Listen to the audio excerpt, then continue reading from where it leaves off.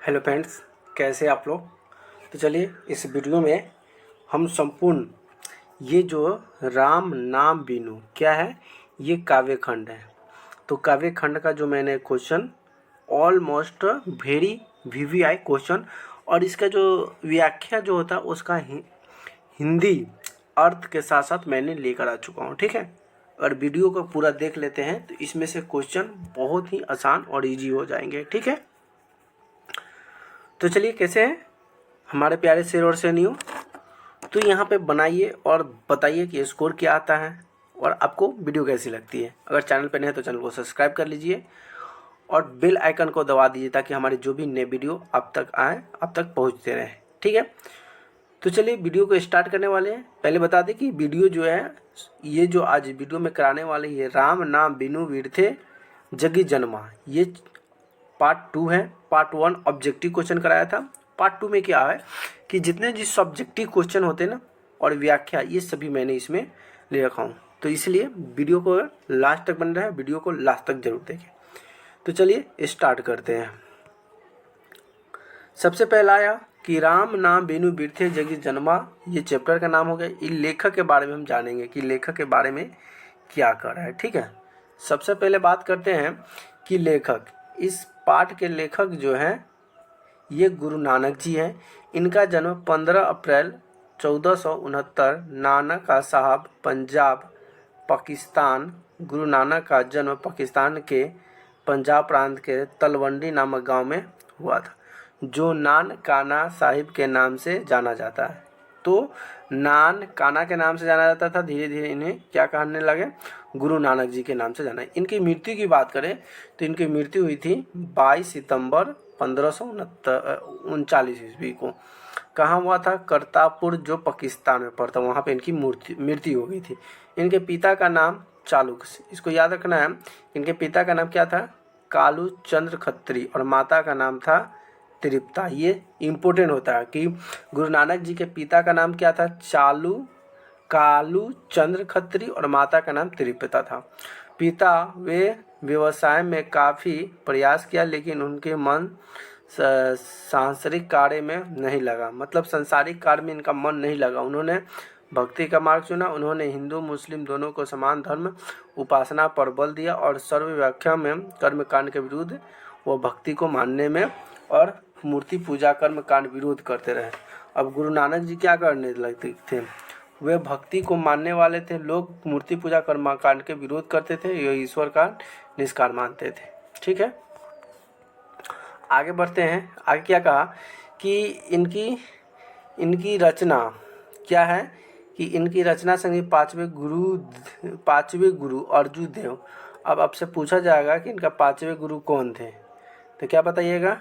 अर्जुन देव। कौन थे? अर्जुन देव थे।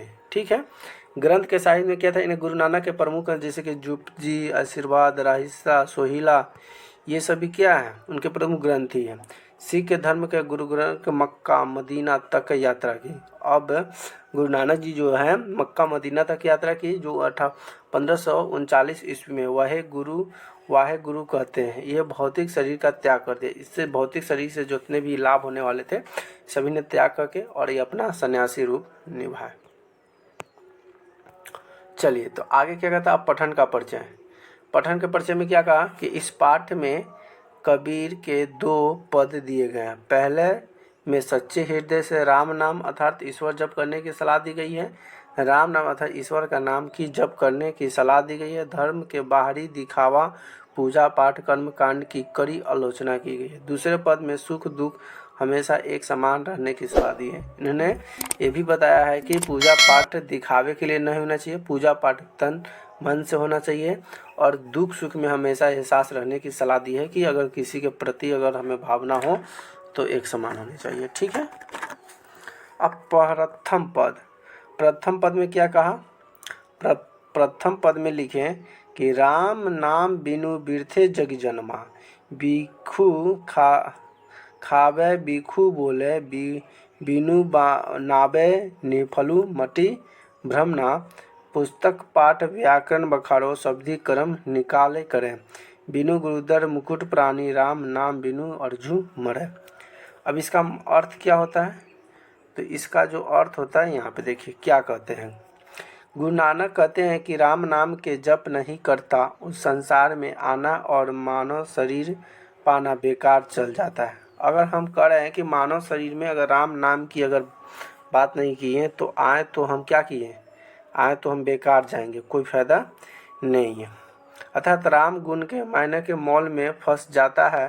शास्त्र पुराण चक्र के साहब तीनों स्थल बंधन कर और नानक लोगों के कहता है कि गुरु नानक भजन किए बिना व्यक्ति को संसार से मुक्त नहीं मिल सकता। अगर आपको मुक्ति चाहिए तो राम नाम का जप करना बहुत जरूरी है। सांसारिक मायने में उलझन रह जाना अर्थात नानक का कहना है कि संसार असत्य और सत्य केवल ईश्वर है। सत्य की बात करें चाहे असत्य की बात करें, ये सभी की जो बात करने वाले कौन है, भगवान ईश्वर है। ठीक है, अगला क्या कर रहा है, अगला कहता है कि कर्ण दंड कमंडल सिख धूत सुत धोती तीर्थ गबनु अति भ्रमनु करे। राम नाम बिनु शांति न आवे जपी हरि हरि नाम सुपारी पड़े। जटा मुकुट तन भसम लगाई वसन छोड़ी सब मगन भया। जाते तीर्थ जल थल महिला तत्र तू सबन जिया। सुग प्रसाद के प्रसादी राखिल है जनको गोही नामक झोली पिया। आगे क्या कहता है, बस यही का। अब इसका अर्थ क्या होता है, इसका अर्थ समझ लीजिए। अर्थ कहता है कि नानक आगे कहते हैं कि कमंडल डंडा सीख जनेऊ ग्रीव अर्थात धारण करके तीर्थ यात्रा पर जाता है, लेकिन राम नाम के लिए बिना जीव में शांति नहीं मिलती। भगवान का नाम लेकर पैर पूजते हैं, वे अपने संत के कहलाते हैं। जटा में मुकुट बनाकर शरीर में रस लगाकर वस्तु त्याग नगर में और मंजिल तंत्रु जीवों में जन्म लेते हैं। इसे काम रूपी संसार का मुक्ति मिल जाता है। चलिए, पहला पद्धति था। दूसरा पद क्या कहता है देख लीजिए। दूसरा पद कहता है कि जो नर दुख में दुख नहीं माने, सुख सने भयो नहीं जाके कंचन माटी जाने। नाही निंदा नहीं स्तुत जाके लोभ अभिमानो हरस शोक करे। निहारो नमी मान अपमाना आस मनसा सकल त्याग जग निराला।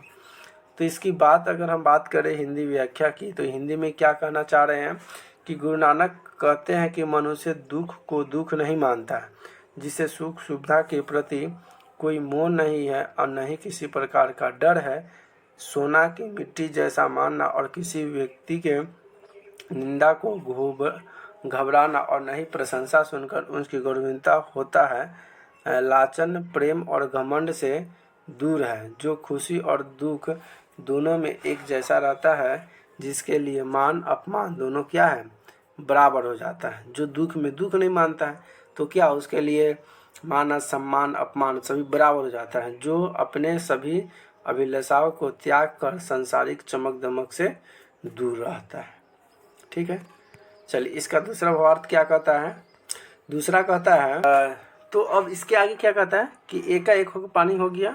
आगे बढ़ते हैं, अब हम आगे इसको सॉल्व करते हैं कि लघु उत्तरीय जो 20 से 30 शब्दों में लिखना रहता है और ये 2 अंक का रहता है। तो हमेशा याद रखना है कि जब 2 अंक का पूछे ना, तो 20 से 30 शब्द की अगर बात करें तो आप पहले एक लाइन में लिख के चेक कीजिएगा कि एक लाइन में कितने वर्ड आ जा रहे हैं। ठीक है, अगर एक लाइन में अगर 10 आता है तो 3 लाइन लिख देंगे, 30 हो जाएगा। अगर एक लाइन में अगर 5 आता है, 10 आता है, तो वही हिसाब से आपको 20 से 3 क्या लिखना है, वर्ड लिखना है, यानी कि शब्दों में लिखना है। ठीक है, तो चलिए पहला क्वेश्चन क्या कहा कि कभी किसके बिना जगत में यह जन्म व्यर्थ मानता। तो कभी राम के बिना जगत में व्यर्थ मानता। दूसरा क्या कहा, दूसरा कहा कि वाणी कब विष के समान हो जाता है। जिस वाणी में राम नाम का उच्चारण नहीं है, अर्थात भगवान राम के बिना वाणी विष के समान हो जाता है। ठीक है, हरि रस के कवि का अभिप्राय क्या है। हरि रस से कवि का अभिप्राय क्या है, क्या है कवि का अभिप्राय, एक मिनट, चलिए ठीक है। तो क्या कर रहा है, हरि रस से कवि का अभिप्राय कर, हरि राम नाम की महिमा का व्याख्यान करते हुए कहते हैं कि भगवान के नाम से बढ़कर अन्य कोई धर्म साधना नहीं है। भगवान कीर्तन के प्राप्त धर्म आनंद को ही रस कहा जाता है। अब आपको समझ में आया ना कि हरि रस क्या होता है। हरि रस का मतलब होता है श्री राम की अच्छी भक्ति, दिल से श्रद्धा से भक्ति ही करना, आनंद से भक्ति ही करना रस कहलाता है। ठीक है, चलिए क्वेश्चन नंबर 4, राम कीर्तन के आगे कवि किन कर्मों की व्याख्या करता है। तो पाठ्य पुस्तक व्याकरण का ज्ञान और दंड कमंडल धारण करना, शिखा बढ़ाना, तीर्थ भजन, जटा भस्म, वस्त्रहीन होकर नगन धूम इत्यादि से कवि के अनुसार नाम कीर्तन के आगे ये सब क्या है, व्यर्थ है। 5वां कहा कि प्रथम पद के आधार पर धर्म के कैसे कैसे रूप देखते हैं। तो प्रथम पद में कवि के अनुसार शिखा बढ़ाना, ग्रंथों के पाठ करना, भस्म लगाना, साधु वेश धारण करना, तीर्थ कमंडल धारण, त्याग व घूमना कवि के युग में धर्म साधना के रूप है। तो आपको पता चलेगा ना कि प्रथम पद के आधार पर कवि के युग में धर्म साधना कैसे कैसे उत्पन्न होती है। आपको समझ में आ गया। चलिए तो आगे बढ़ते हैं। आगे क्या कहता है, क्वेश्चन नंबर 6 देख लेते हैं। क्वेश्चन नंबर 6 क्या कहा, क्वेश्चन नंबर 6 कि कवि की दृष्टि में ब्राह्मण का निवास कहाँ है। कवि पूछता है कि बताइए कवि के अनुसार, हम नहीं कर रहे हैं, कवि के अनुसार अथवा गुरु नानक जी के दृष्टि से ब्राह्मण का निवास कहाँ पे है, ब्राह्मण का निवास कहाँ करता है। तो जो प्राणी शारीरिक विषयों वास्तविक से रहित है, जो मान अपमान में पड़े हैं, हर शोक दोनों से दूर है, उन प्राणियों में ब्राह्मण का निवास है। काम क्रोध मोह जिसे नहीं छूते वैसे प्राणी में निश्चित ही ब्राह्मण का निवास है। अब देखिए ब्राह्मण का निवास करने का मतलब कोई भी अगर ऋषि मुनि अगर देखिएगा, बड़े बड़े संत जो होते हैं ना, तो कोई संत जो होता है ना, यहाँ में क्या कहा, न काम होना चाहिए, काम का मतलब न गलत विचार होना चाहिए मन में।